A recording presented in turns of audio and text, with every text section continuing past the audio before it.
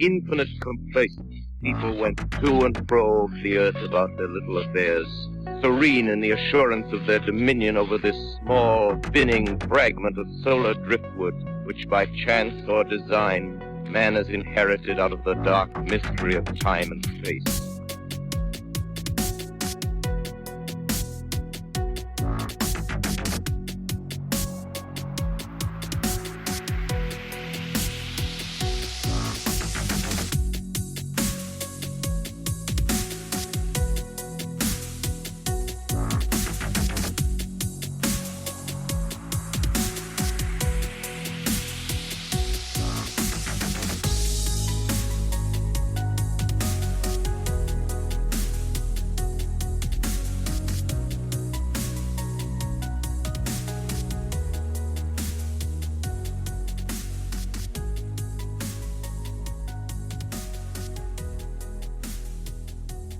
So you got in touch and you said, Shannon, I know what is taking people in the woods. You say this is now constantly in the back of your mind, how, you nearly basically went completely missing and nobody would have known. You had PTSD since this incident and are now afraid to go outside after dark. And what we were just talking about before we officially started here, something you mentioned is really interesting to me in that, and this is just to kind of preface it more, and then I just kind of want you to jump in right from the beginning. But you said that before this, you weren't even really in the know of the whole missing 411, Dave Paulides, kind of what is going on, especially specifically maybe in these national parks that we have in the United States. So I just wanted to throw all that out there for the listeners, because I find that to be, I didn't know that till just a couple minutes ago when you said that. And I think that's a very important part of this, that you weren't aware of this stuff prior to these incidents. So, okay, I'm going to let you take it away. Take your time, wherever you deem it appropriate to start. Go right ahead. Okay. So I had two incidents, and they're pretty hard for me to believe that I actually experienced that, but I saw it with my own eyes. I heard it with my ears. I felt it in my heart. This thing was real. I can't believe that I shared the world with, right? One night, the first incident, I bought a brand new house in the outskirts of Yosemite National Park, or in the outskirts of Yosemite Valley, which is a small town called Planada, which is 8 miles outside of Merced. And it was a foggy night. Me and my ex-wife were kind of going our separate ways already. And so I used to stay in the garage by myself until about 1 a.m. It was really foggy this night. I told myself that I'm going to go outside and smoke one last cigarette before I go to bed. And this was a Sunday night. And so I come out of the man door and I walk to the side of the house and I go in front of the garage door to activate the motion light. And the light comes on and I walk straight down the cracks that's on the brand new driveway, straight down the middle of the driveway. And I stop at the middle of the driveway and I look across the street and I notice all my neighbors' houses, their windows are pitch black. I look to the left, I look to the right. There's a couple light posts in the street. It's a dead-end street. And the fog is so thick that you can see the lights like in a triangle, like upside down V. And I realize all my neighbors are sleeping. And so I slightly turn to my right to light a cigarette. And as I light my cigarette, I didn't even get to take a puff. Louder than you could possibly imagine, I heard a scream that was so loud that I was shocked that my neighbors didn't come running out of their houses, because I know it was so loud, it's incredibly loud, and it was directed straight to me. Like if I was blind, I know exactly where the sound came from, and I can't even make that sound. And I've never heard a demon's voice, but I instantly knew that it was a demon. Like it was a demonic sound. It didn't have a laugh, but it was like like so loud, man. I couldn't believe it. That the moment I heard that, I instantly froze, and I didn't even get to light my cigarette, and I didn't move a muscle in my body. I was turned to my right a little bit, and kind of angled down to light my cigarette to shield my flame, whatever. And that's when it screamed at me, and I know exactly where the sound came from.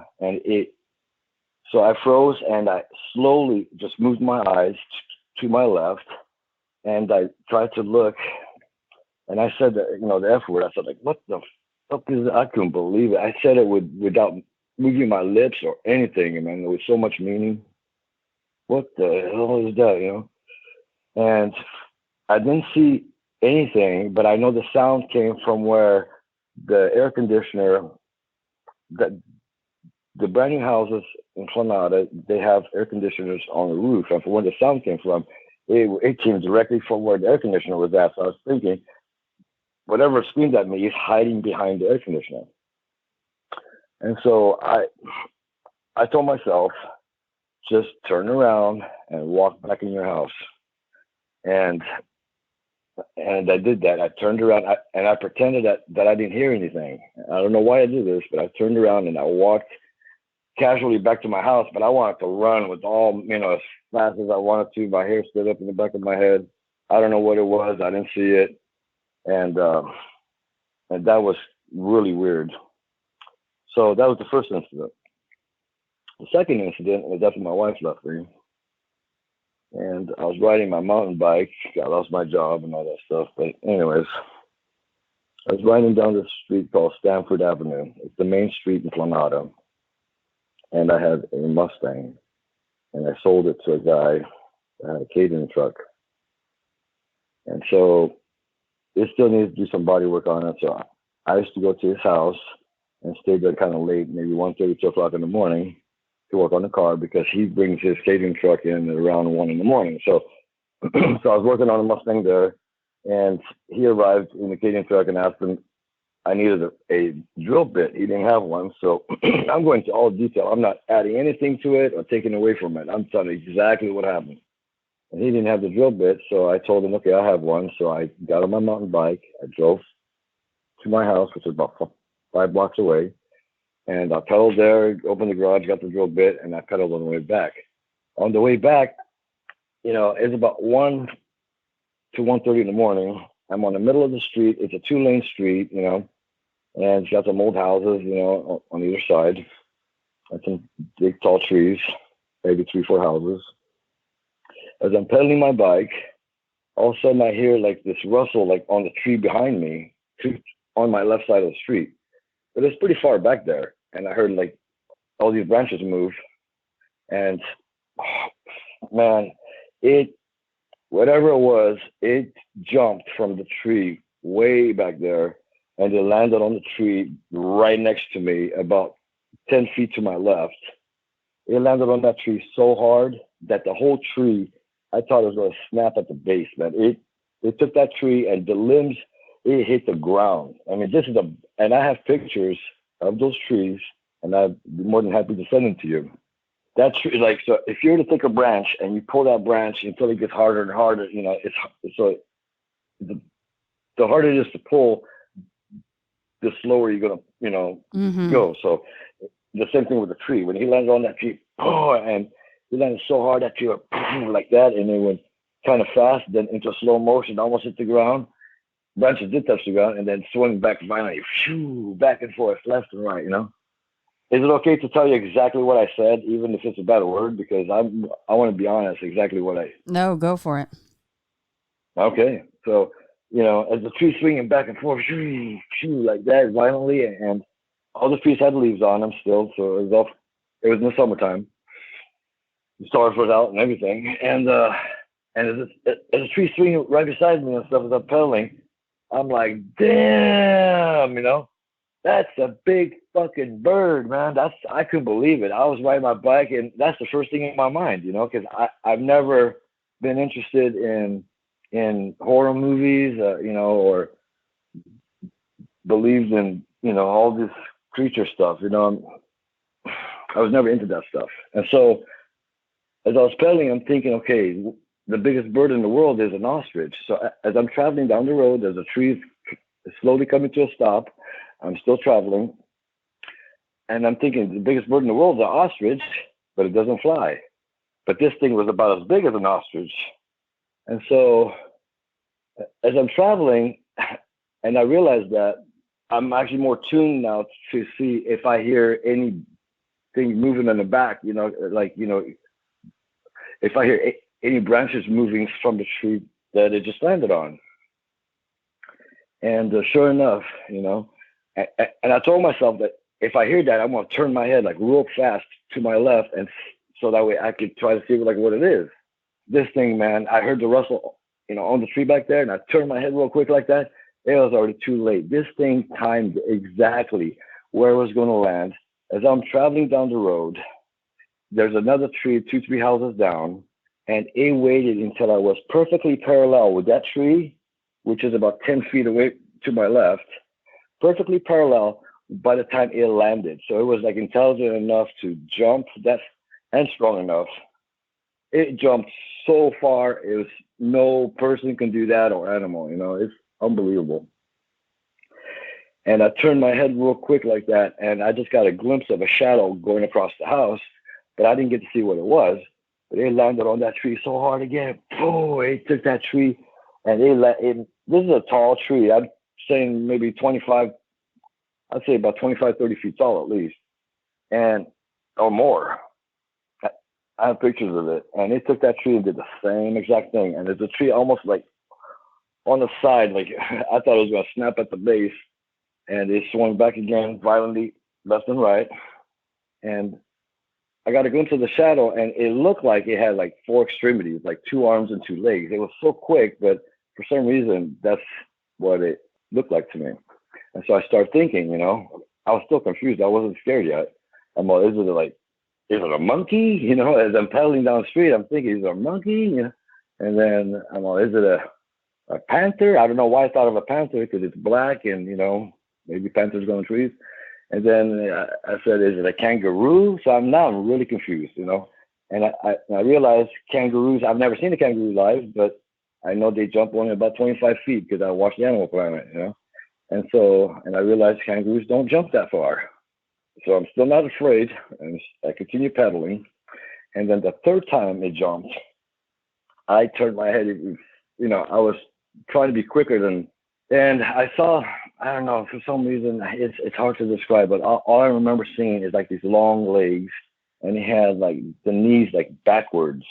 And the moment it landed on the tree again, and I almost snapped that tree in half and was swinging back and forth, all of a sudden I realized, like, I feel like inside my body, like I could feel its strength, like how strong this thing is, like it was so strong, and I couldn't believe it, like for him to jump like that far, like at least 200 feet, if not more. One leap from a dead stop. And instantly I became terrified. And as I'm traveling, and all this is happening as I'm traveling, and I'm not going like fast or nothing, just, at a normal pace. The moment I realized, this is freaking something weird, and I could feel how strong this thing was, I turned to my left and I raised my arms in the air as I'm traveling down the road on a bicycle, and I screamed and I yelled from the top of my lungs, like, yeah! And I got on that bike, man. I pedaled so hard, man. I couldn't believe it. I was so scared, and I've been scared. I've been terrified ever since. And so, because I don't know what it is, I actually had the guy that I sold my car to, he gave me a ride home. This happened in around 2006, and I've been scared to go outside ever since. And it's traumatized me. I've even felt unsafe in my own house with the doors locked. I feel like it's going to come and get me. But I started doing research online to try to find out like what it is. I was never interested in werewolves. I was never interested in, in Wendigos, or I didn't know about any of those things. The only thing that I knew was Dracula and the werewolf, And so there was a site that had all these different types of monsters that actually describe the characteristics, if they have a blood-curdling scream, or if they can jump this far and this and that. And I couldn't find anything that had a demonic scream, like so loud that it's never been recorded, because I have videos on YouTube about people recording these howls and these screams, in the woods, and it doesn't sound like that. It's much more terrifying. And I know that either the Wendigo or the werewolf, like the Wendigo has a terrifying scream, but it doesn't, and it can jump through trees, but not like 250 feet leaps, from what I've learned. And the werewolf has been seen in trees, but they don't jump that far, and they don't have a demonic scream. They howl. And so for a long time, so it's been since 2006, I've been searching for answers for over 15 years, trying to find out what did I see, and I still don't know to this day. And so I came and learned about stories of David Paulides and people going missing in Yosemite National Park, and how these people, they mysteriously go missing. They leave their shoes behind. They don't know why. They bring the dogs, and the dog can't pick up a scent. They don't understand why.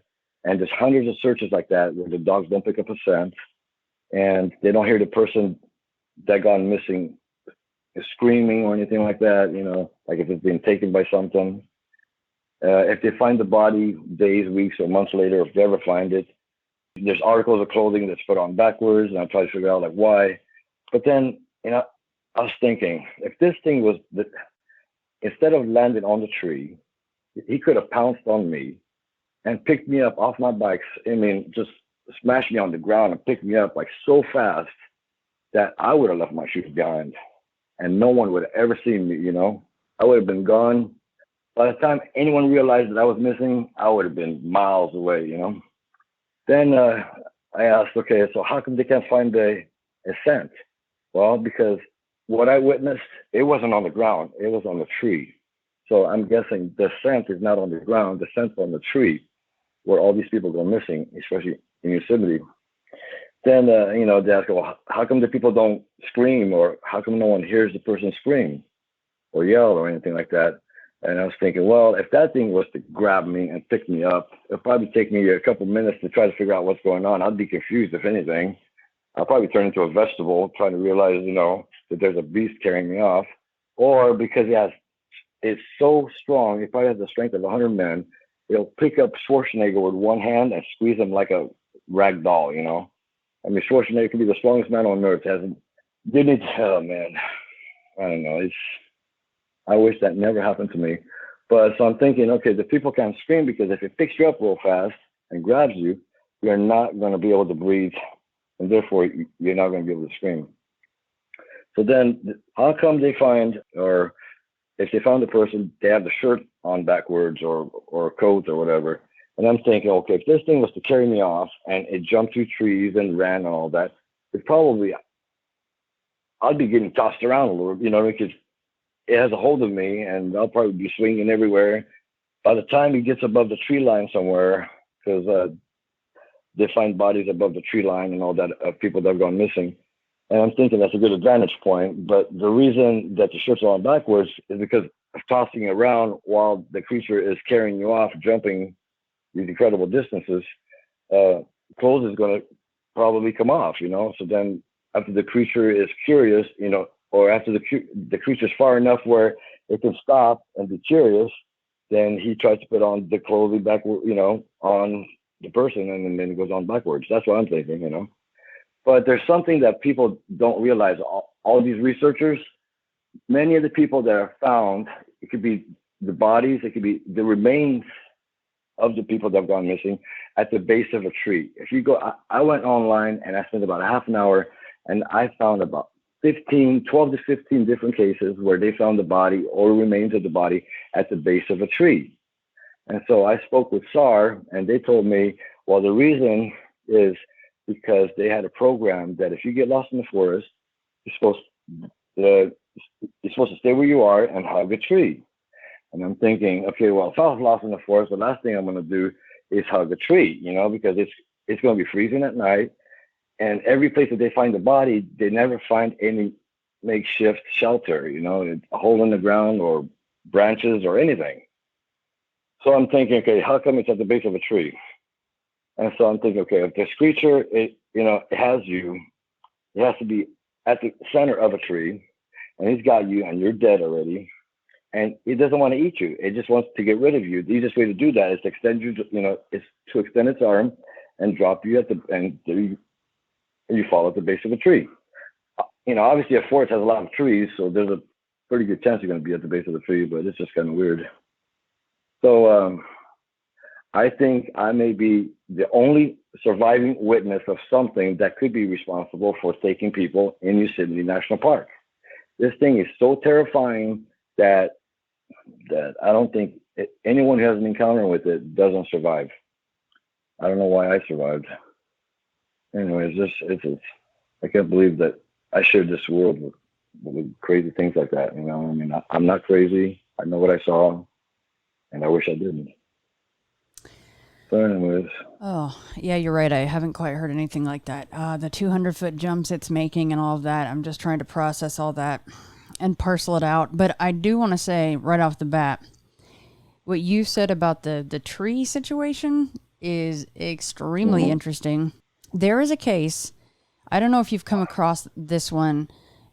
I'm not even sure of which, might be East or West. I'm not sure of which of Dave's books this is in, but it's always stuck with me, this case. And the second you said you need to look in the trees, and then they're found at the base of the trees. Did you see the case where, I'll try to find it for you so you can read it. Maybe you don't want to, but this. No, well, yes, please. It sounds like you've been looking into this stuff a lot, so yeah, maybe you would like that. But essentially, this person had gone missing. I'm not going to know details of where or how long or anything. All I know is how he was found. It's never left me. He's found at the base of a tree. And the kicker is his backpack that he had been carrying that was full of survival gear, including like an emergency blanket and all this stuff, was within, he could see it from where he was sitting while he was still alive. It is sitting on the middle of a big rock or a boulder in the middle of a river, just sitting there, like something had put it there to taunt him or put it there after. But the second you said the tree thing, it made me think of that case that I've never been able to forget. Think skincare is only for women? Nope. Geology is a skincare regimen for men looking to reduce lines and wrinkles, dark circles, acne, and achieve healthier, younger-looking skin. Look, we're all trying to get back into the swing of things. You may be back at work, going to the gym, maybe even trying to eat better. So why not complete your self-care routine by taking care of your face? This stuff is personalized. You take the quick, online diagnostic, inputting your desired results, and a dermatologist works their magic recommending your skincare routine. Your 4 Geology products are then mailed promptly to your door. It is highly effective, which is evident from its over 3,000 5-star reviews. Save up to 40% off your first purchase of a trial set. Head over to geology.com/fray to get started. That's geologie.com/fray. Whatever I saw, Aiken Jump so far, it is unbelievable. I mean, if you take a look at your house, the roof, and take a look at your neighbor's house across the street, I mean, it could, from a dead stop, it could jump one leap, shoom, like so fast, because for him to make it to the other, that long distance, he has to launch like so hard from here just to make it over there, and the farther that he has to go to, the harder he has to launch, from a dead stop, and from a tree, because trees will swing, so for him, if he was to launch off, the tree kind of naturally is going to want to like push back, so it's just amazing how this thing can jump like 200 to 250 feet, man. I have some pictures of the exact trees where it landed, and I'll show you the tree, how this thing went sideways. Picture the side of the tree, hitting the lawn, okay? It's mind-boggling. But there's this case about a lady that went mysteriously missing in Yosemite, and they they had this whole group of people searching for her. And the second day, they come across this tree that wasn't dead, but the tree fell over. The dogs couldn't pick up a scent. They had two different types of dogs. They have the dogs that pick up that actually track the footsteps, and they got the other type of dog that picks up the scent, kind of depending on the currents in the air and all that stuff, the layout of the land and everything. And so, but the dog picked up the scent of the lady on the tree that was fallen over, and there was a reporter or something there asking the deputy. They're trying to find out, well, how come the dog picked up the scent on there? And the deputy and the other people in charge, they didn't really have an answer, but they said that the reason that they think that there's a scent on the tree is because they think the lady walked through here and was tired and she sat down on the tree.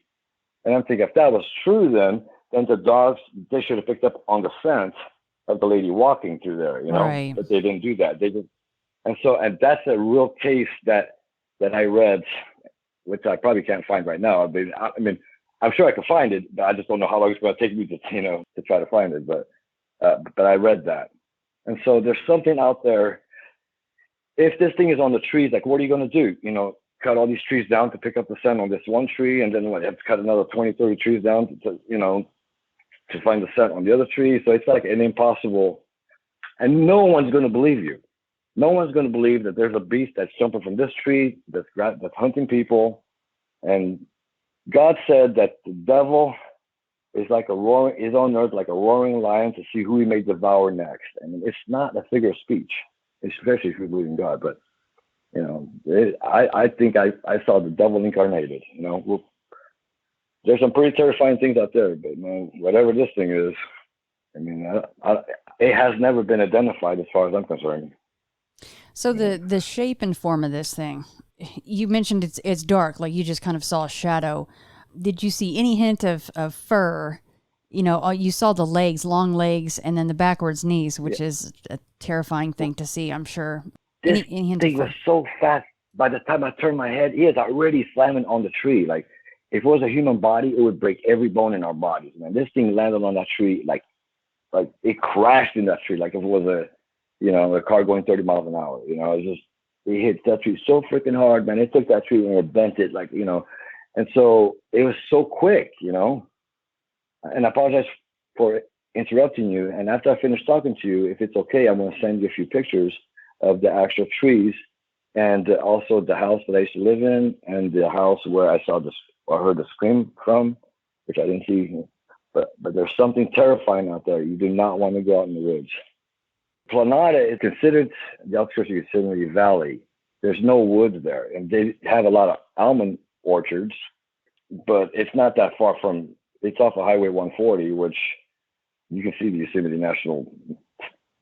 And it's all connected, like the Joshua Tree Forest and the Sierras. And I mean, if you take a look at all the mountain ranges in California, I mean, it starts, all the way down to Mexico and goes all the way up towards Oregon. And it's all the same mountain ranges.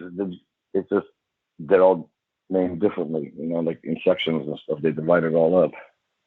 So then there isn't just one. There's got to be many more of these things. So I'm afraid to go. Okay, if I could just tell you what, I'm 53 years old. I moved out of California.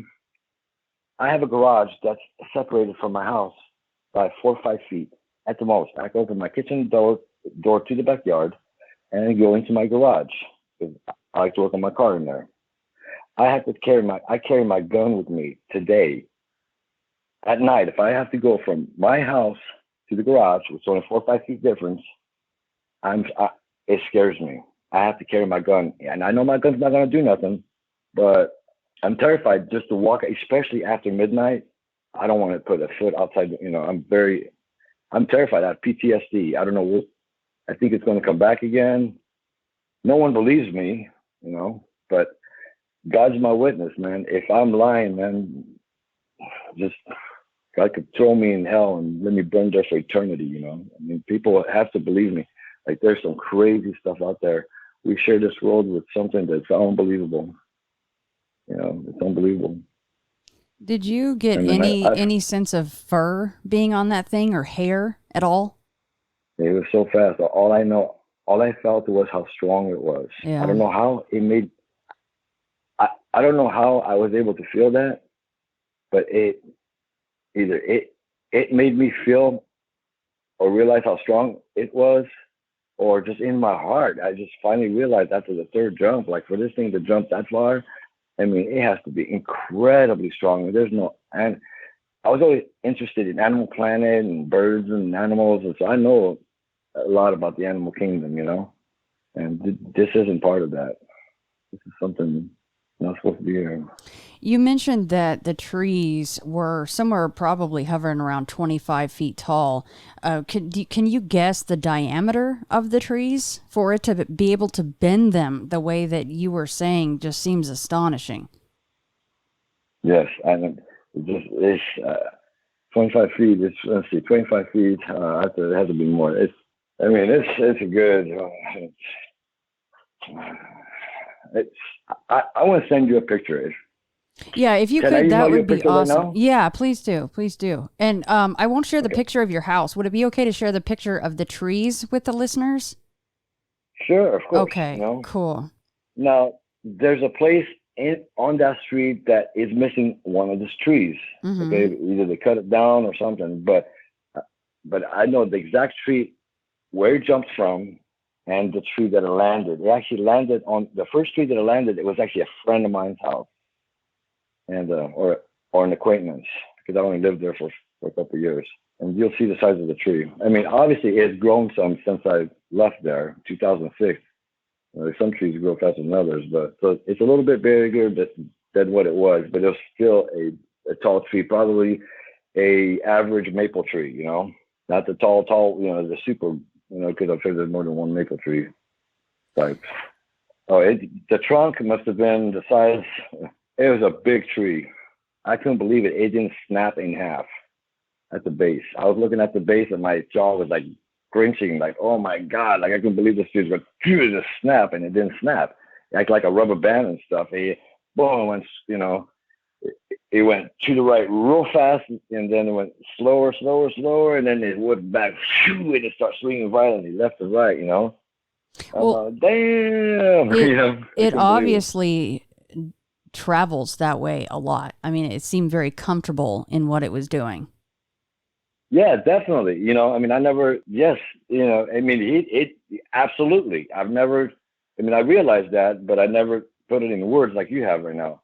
I mean, absolutely. This thing, it could easily like pounced on me. I mean, if he would have landed on me as hard as he landed on the tree, which was 10, 12 feet to my left, because I'm on the middle of a road, a 2-lane road that has no sidewalks. It's out in the country. If it would have landed on me, I mean, I would have crushed the bike with my chest, and probably smashed me into the concrete and picked me up. Like, if he would have pounced on me and picked me up as fast as he pounced on me, I would have left my shoes behind. I probably would have been dead, on impact. I mean, that's how strong this thing is. No one stands a chance. I mean, it doesn't matter how big or how strong anyone is. Like I said, Schwarzenegger, I'll pick him up and grab him in his hand and carry him off like a rag doll. He couldn't do nothing. This thing here, go ahead, man. Sorry, that makes sense to where what you're saying as far as the maneuvers it was making, seemingly impossible, but you witnessed it. That makes sense for the cases where people and children are found up sheer cliffs, hundreds of feet up with no injuries to their feet because they didn't climb up the thing. Something else took them up there. Right. And people are saying about, it's always Bigfoot. This thing, I'm sure if I saw Bigfoot, I'd be scared, I'd be there, I'd be running for my life or whatever. This thing is much more, it's demonic, and I felt like, I could say that I was being stalked. I think I was being hunted, He could have easily taken me. I don't know why he didn't. I have no idea. And to this day, I still, it's in the back of my mind, every once in a while, why, if he would have taken me, I couldn't believe that I would actually see this thing that, I'll probably die just looking at it. Right. Yeah. Who would want to have that be the last thing that you see? Have you ever thought of why did you see it? And especially why did you have this experience twice? Essentially, it maybe had eyes on you that evening that you went out for your cigarette? Did you piss it off? Like, why then did it seem to go, oh, there's that guy again, I am going to just terrorize him? And, it's almost like he just decided, I'll just leave him for now. But like you said, it seems like he could have, or it could have just taken you and you would have been gone and no one would have had any idea. Right. And he could have taken me the first time it screamed at me. Whatever it was, the sound was so loud. A human cannot make that sound.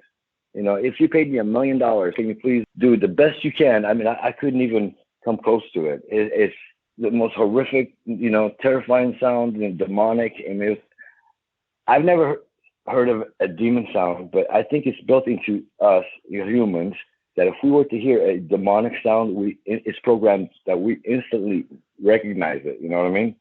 Like, I knew instantly that's demonic. Why? I have no idea. But there's this old church, and I remember some guy telling me that there's a monster that lives on the roof over there or something, and he said there's something about that. And then the guy that the monster landed on his tree first, he told me that he was standing outside one night, and all of a sudden he felt something coming, swooping from behind him, this big great owl, and tried to pick him up, and he kind of dodged down like that, and I started laughing at him and telling him, yeah, right, Oh my God. He said he thought it was a huge owl that tried to grab him. Yeah, that's what he told me, but I just you knew, of course, right? Yeah, you're like, okay. And I didn't know until the Latruza or whatever it is that.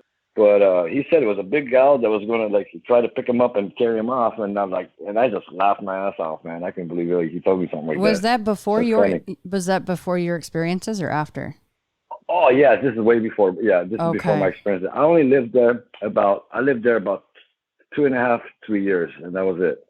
But this town is called Planada, and you do not want to walk there, by yourself at late hours in the evening. You don't want to go there.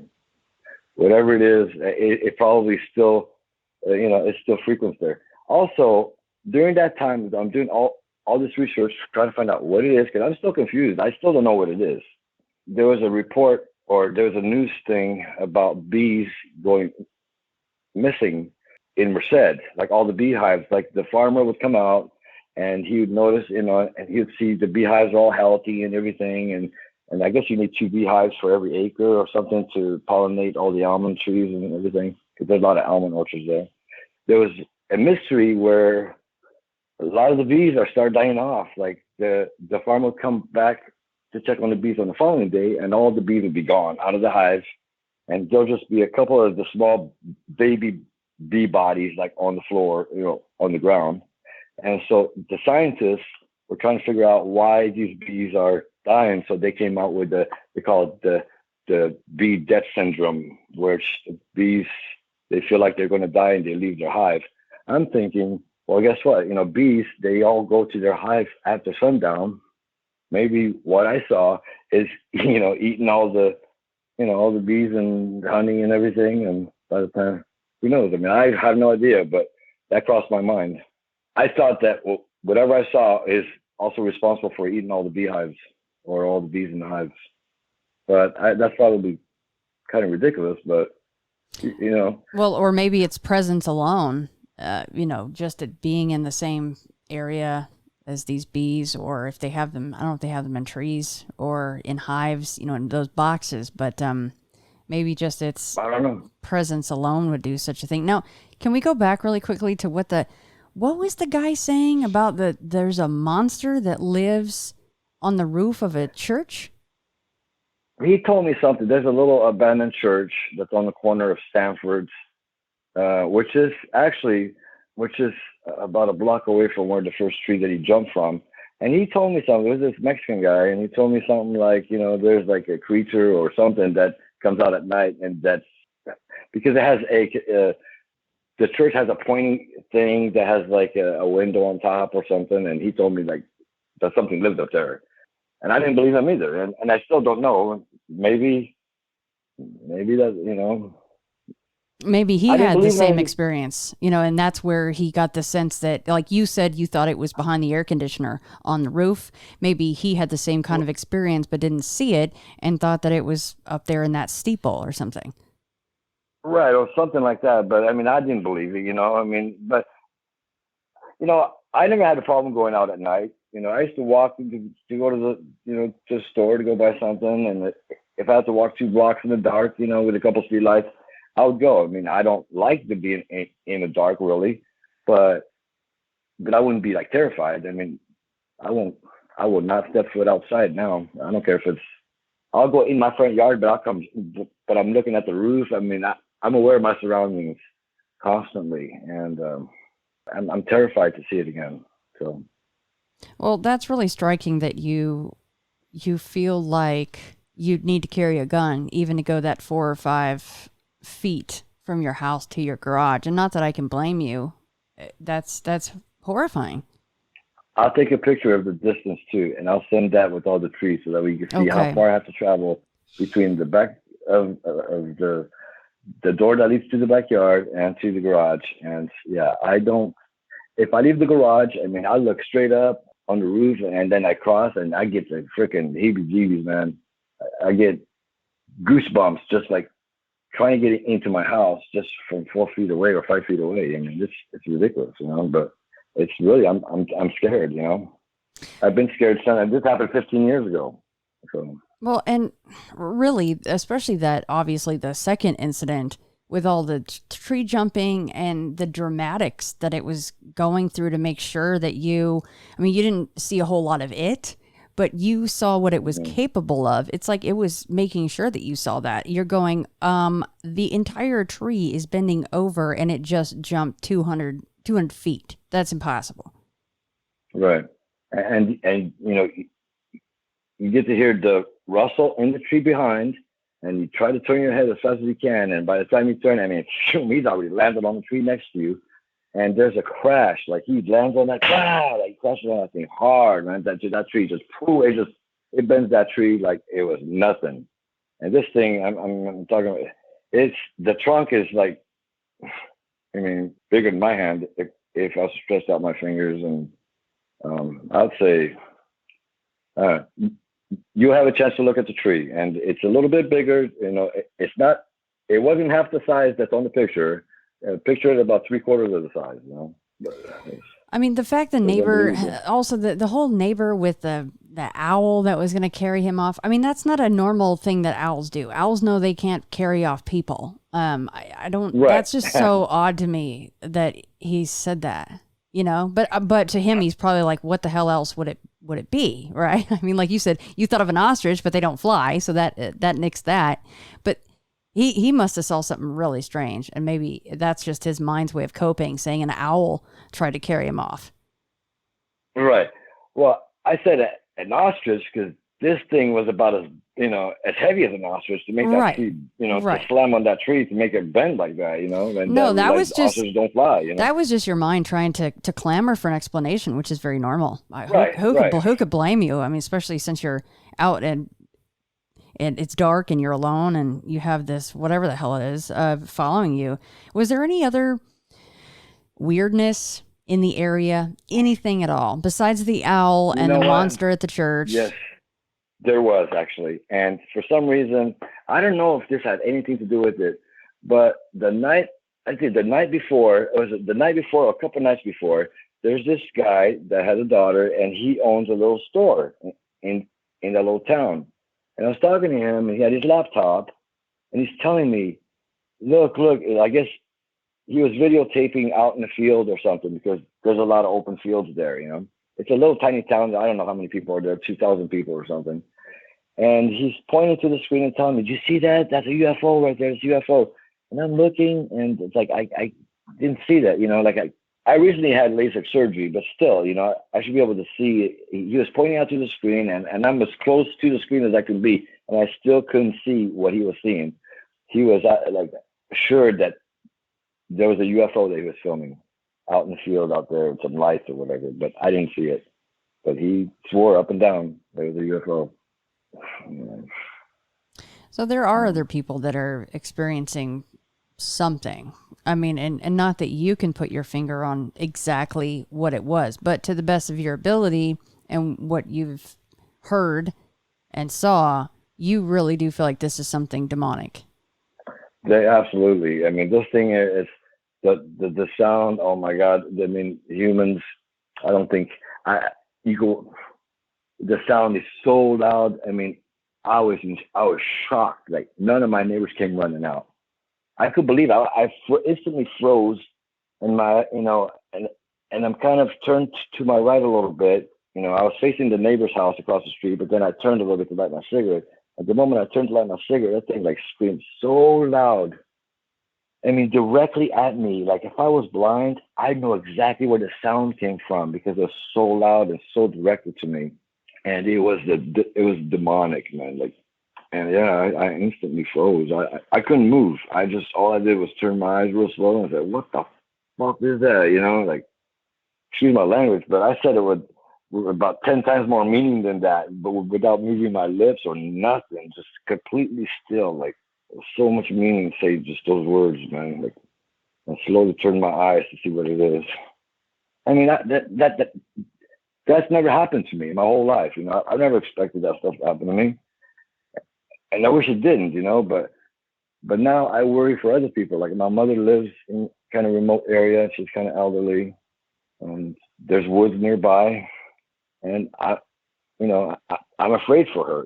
I don't want the same things that happened to me to happen to her and have her be taken away by some beast. I mean, can you believe that we actually live in a world where this stuff actually happens? The people that have gone missing, I mean, they actually, just imagine to be carried off by a beast. And first you're trying to make sense, like, oh my God, like what's this? And you're going to be confused, first of all. And it's going to take you a while, even if you're able to scream, to even like get a scream out, because it's just, it's going to blow you. It sounds to me like if you were grabbed by something like that, you would, I think, dying of fright before it did whatever it was planning to do to you would be a good reprieve, right? I think I'd go for that first. Oh yeah. You turn into a vegetable, man. Like if this thing, what I saw was to grab me and take me off, and if I had enough time to realize like I'm being carried off by a beast, I mean, I would turn into a vegetable. Yeah. Now, have you told your mother or any of your family members? Who have you told this story to? I try to tell everybody. A lot of people don't believe me, but I try to email David Paulides, and he's never responded back. But I think that I witnessed something that is taking people in Yosemite. I know what other people have possibly gone through. The people that have gone missing. I mean, I don't know the whole effect of it because it didn't carry me off, but I got to see enough of it, to imagine what it'd be like. Not that it matters for something that can travel in this manner and has that much power, but how far from Yosemite is Planada? Is that area? Well, there's only two ways into Yosemite National Park. It's through Highway 140, and Highway 140 goes right through Planada, and then there's the other way, which I don't know how. I guess there's two ways, but Highway 140 is one of the most popular ways to go to Yosemite National Park. It'll still take me about 2 hours to get to the park because you have to drive, up the mountain, curves and right. and stuff. But if you were to go straight there by air, I mean, it'd probably take you half an hour to get to the park. So. Okay, gotcha. I've never actually been out that way, so that's why I was asking. Yeah. And of course, if this thing is, which as we know, there are a lot of strange disappearances out of Yosemite. If this thing, which we're assuming it does, have its little playtime inside the park, then that's not very far. I mean, it wouldn't be far for it to go anywhere, I imagine, especially if it's not 100% of this world. But I don't even know how to even conjecture what that is. If this thing was to pick up, because usually like people that go hiking, they wear tennis shoes. But if you notice, the people that have gone mysteriously missing, they have boots, like that little kid, which I forgot his name, he was found with one boot on, you know? So if you have boots that tie at the ankle, then there's a good chance that he's not going to knock your boots off, you know? It's going to stay on your feet, you know?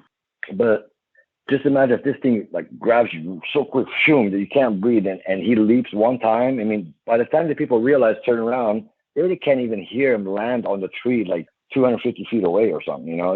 Right. It's just a sound, because people aren't listening for that, you know what I mean? Like if a person goes missing, let me see, do I hear something like that far away? You know, because they were just there, you know what I mean? So I think interesting, because yeah, if you're in the woods where there's lots of trees and say it's a windy day, it probably would just meld in with the other sounds of the forest, right? Because the forest can be a kind of a noisy place.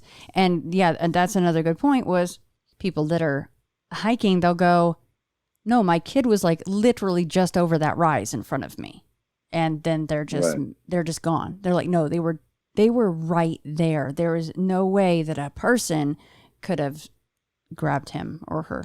Right. And then they're found 8 miles away, you know, whatever, how many days later, or 800 feet up. And everybody seems to go with Bigfoot. And I think, like, you know, okay, it's all good. Like, you know, okay, go and find Bigfoot or whatever, but don't make it like 80-90% of all the stories out there about Bigfoot, because there's stuff out there that's way more dangerous and that's actually hunting humans, because I felt like this thing was hunting me. Why was it following me? I don't know.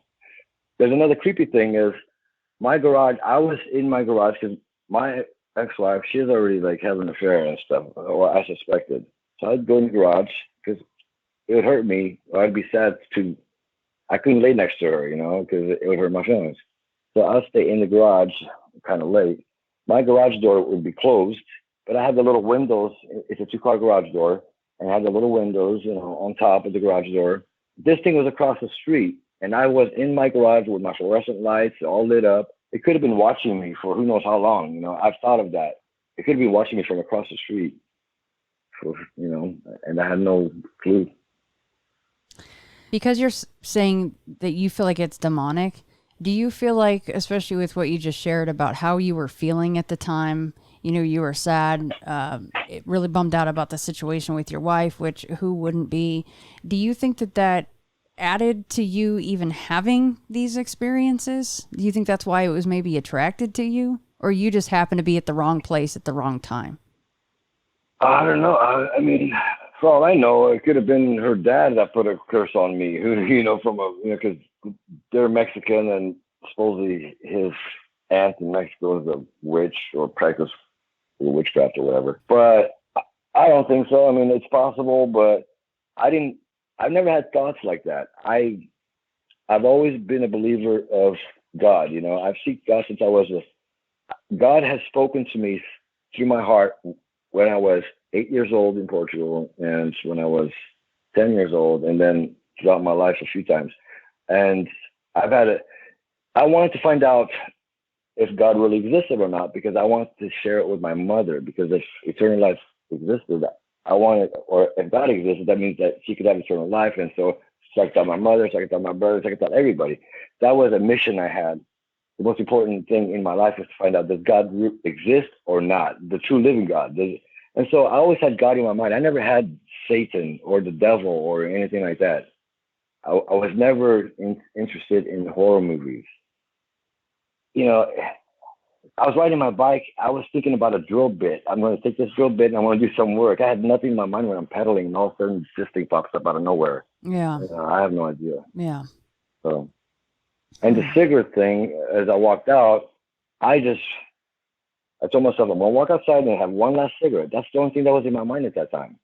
Before the cigarette, okay, I was in the garage, and for a moment, I felt that I want to be with her, but I can't, because it hurts my heart. But then, but that goes away. It doesn't stay with me. You know what I mean? Like, that's just, you know what I'm saying? Like, you just realize, okay, this is a situation, and then you get it out of your mind, and then now I'm going to have me a cigarette. Now that's the only thing on my mind. And I'm focused on the neighbors now. Okay, all the neighbors are sleeping, and And wow, and I'm gonna light a cigarette. There's nothing in my mind at that moment. And then all of a sudden, this thing screams at me like from the top of its lungs or whatever. Yeah, that is weird that So at least one light didn't come on or somebody didn't say something in the next couple days like, what the hell was that noise? Did you hear that? And like, that is weird. right, right. And can I tell you? And for a long time, I tried to try to make sense. Like, how come no one came running out? Like, because the neighbor across the street, I know he heard it. I know the two neighbors. There's only 5 houses. It's a brand new subdivision, and my house is in the middle, and so there's 2 more houses on either side. Two my right and two my left, and there's 5 houses across the street, and then it's a dead end, and it has a creek or whatever. And so it was right in the middle when he screamed at me, and I know all my neighbors heard it. But the reason they didn't come out running is because if I was in my bed and I heard that sound on my roof or even at the next door neighbor's roof, last thing I'm going to do is turn on my lights and run outside. If anything, it was terrifying. I mean, I know they're not going to get out of their bed. And if they are, they're going to be very careful to leave the lights off and maybe. Because, yeah, that's what I was going to say. Exactly. Maybe they were up. They were just not wanting to turn the lights on and let whatever the hell that noise was out there that they were actually on to them. The most terrifying sound in the world that you could possibly ever imagine, which I know no human can imagine what I heard, man. It's so, it's beyond terrifying. Now, you don't live in California anymore, right? No, I do not. Did part of the reason that you moved was because of this? Well, I was glad to, yeah. That was part of the reason. But I lost everything I had there too, so it's right. But right. I'm afraid here too, because I'm over by Chicago, and you got the Wendigo, I'm afraid. I don't care where it's at. If there's trees, if there's any place that's remote at night, I'm scared because it's not just there. This thing's happening all over the world. People just don't realize it, and a lot of people don't believe it. And those people that don't believe it, I hope they see it. And then, you're probably not too fond of standing in a grove of trees or going into the woods at all, huh? No, I don't even like being outside. It could be the backyard. Yeah, I pray that you never see or experience anything that I experienced. I know this sounds crazy, but if you really put 2 and 2 together and say, how come the people don't? How come hundreds of searches? How come these people, all these deputies, and you got SAR, hundreds of searches, like the dogs never pick up a scent? Did anyone ever thought, okay, maybe the scent's not on the ground? Anyone ever check a tree? Maybe or something, or cut a tree down and test it. People aren't going to do that, because if anyone starts cutting trees down to have the dog scent, then that person's going to be nut, or it's crazy, and that's what everyone else is going to think. But there's something out, and that's why it's been getting away with it all this time, because it's just, if you have an encounter with it, you don't survive, first of all, so you can't identify it, you can't tell your story. I mean, I was the only one, and people don't believe me for very good reason. And but if there's 2 or 3 more people like me that had the similar experiences, then my story would be more credible, because now Mr. Credible there or whatever, or this fireman or this policeman had an encounter. Okay, now we have to believe that person now because he's a doctor or whatever. But it's coming from me, so it's yeah. But that's why it's really awesome that you're doing this, and that it's an important story. I think it needs to be out there as much as possible so that we can get more people coming forward.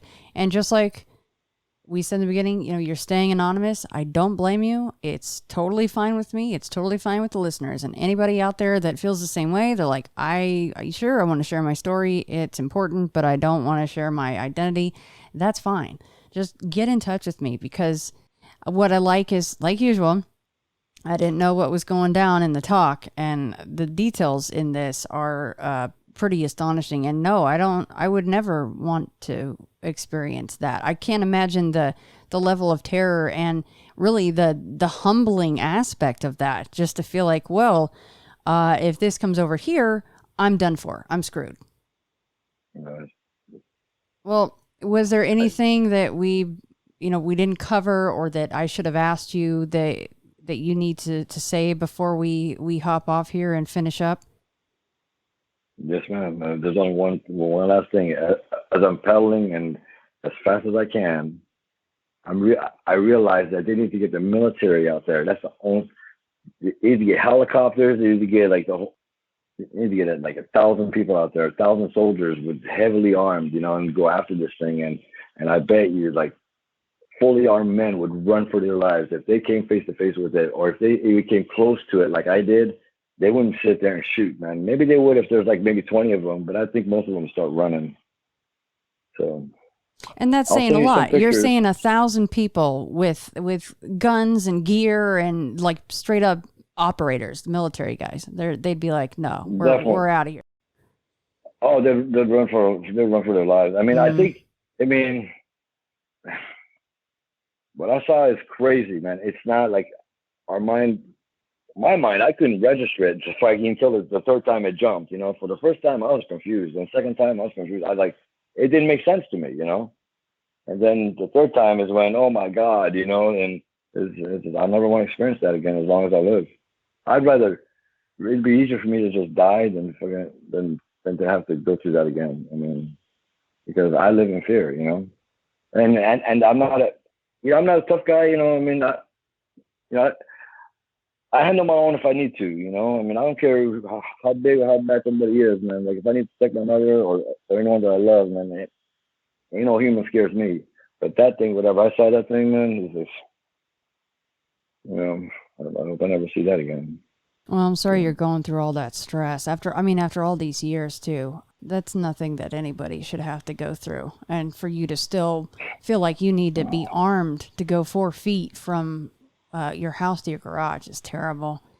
Well, hey, I'll send you a picture. thank you so much for doing this. And guys, when you hear this, and if you're on the fence about sharing, just know that it was not easy for him to do this. And it would just be amazing if you could get in touch with me and we could really start to cultivate more of these stories, because, maybe we're really onto something here with what's going on in, obviously, not only the woods, but in suburban America. It is unbelievable. Question for you before I let you go. You said it had long legs. Ma'am. Can you estimate how long those 2 legs were? I don't know. It just kind of looked like it had long legs and the knees, like, and I didn't realize this until after. Like, it didn't look right, like the knees didn't look right, like a human knees or nothing. And it was just weird. It's like they were bent backwards. But this thing is so fast. Believe me, if you blink your eye, you'll miss it. But long legs, like just a tall human, or longer than even that? Longer than a tall human. I mean, it looked like the legs are probably as tall as me, and I'm 5'7", So the leg is as long as you are tall. Yeah, I would think it's something like that, because it was, like extra long, But it was so quick, like, by the time, I pray that you weren't there. I mean, I'm glad that you weren't there to see that, because you would have been traumatized for the rest of your life. Just like that girl or that lady from Iowa that saw that thing, that tall creature. Yeah, the white skinny thing. Yeah, And I started sometimes, but she started crying and all that. Mm-hmm. I mean, she saw that. That's crazy, I mean, I can't believe that we share this world and the government's not doing anything about it to go out and kill these things. But maybe they can't be killed, Okay, you have a wonderful day and take good care of yourself, and God bless.